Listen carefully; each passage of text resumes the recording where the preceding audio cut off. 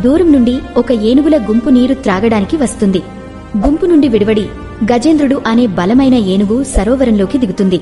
అది నీటిలో ఆనందంగా ఆడుకుంటుంది. తొండంతో నీటిని చిమ్ముకుంటుంది. అకస్మాత్తుగా ఒక శక్తివంతమైన మొసలి గజేంద్రుడి కాలు పట్టుకుంటుంది. గజేంద్రుడు భయంతో బెదిరిపోతాడు. ఎంత ప్రయత్నించినా మొసలి పట్టు వదలదు. గజేంద్రుడు ప్రాణాపాయ స్థితిలో ఉన్నాడని గ్రహించి తన గుంపులోని ఏనుగులు సహాయం చేయడానికి ప్రయత్నిస్తాయి. కాని మొసలి బలం ముందు అవి ఏమీ చేయలేకపోతాయి. గజేంద్రుడు తన శక్తి అంతా కోల్పోయి చివరి ఆశతో శ్రీ మహావిష్ణువును స్మరిస్తాడు. తన తొండంతో ఒక తామర పువ్వును పట్టుకుని ఆయనే శరణు అని వేడుకుంటాడు.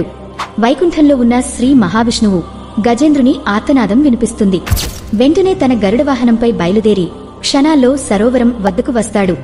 శ్రీ మహావిష్ణువు తన సుదర్శన చక్రాన్ని ప్రయోగిస్తాడు. అది మొసలిని సంహరించి గజేంద్రుడిని రక్షిస్తుంది. మోక్షం పొందిన గజేంద్రుడు శ్రీ మహావిష్ణువు పాదాల వద్ద సాగలపడతాడు. విష్ణువు గజేంద్రుడిని ఆశీర్వదిస్తాడు. గజేంద్రుడు ముక్తి పొంది విష్ణులోకానికి చేరుకుంటాడు.